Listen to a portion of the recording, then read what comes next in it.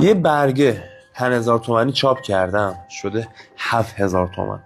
یعنی همین 5 تومانی دولت وقتی میخواد برای خودش چاپ بکنه با این کاغذ مخصوصش بیشتر از 5000 تومان برای خودش تمام میشه. دلار 140 تومان. میفهمی چه بلایی سر مملکت آوردید؟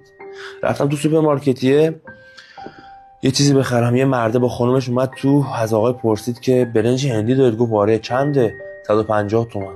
مرده گفت مگه 50 نبود اینا؟ گفت چرا، ولی خب دیگه الان 150 تومانه.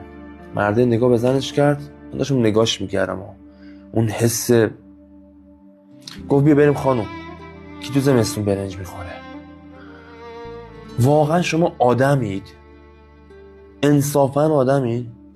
وقتی که قدرت ندارید بدو برای رسیدن به قدرت همه نوع دروغ میگید.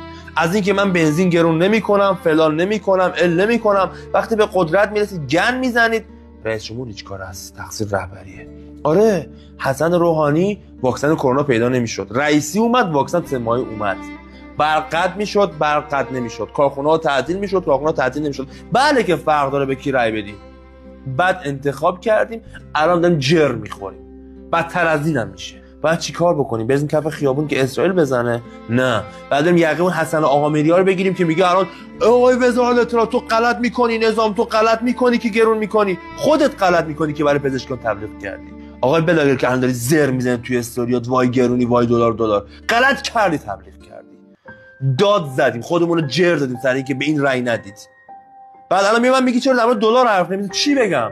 من ویدیوم تو پیجم هست، شبیه که رئیسی زدن اون شب گریه کردم تو ویدیو. گفتم بابا 3 سال بود داشتیم تعمیه رئیس جمهور واقعی رو میچشیدیم، با دوباره یکی مثل حسن روحانی میارید میکنید بالا واسه ما رئیس جمهور. خدا لعنتتون کنه، خدا لعنتتون.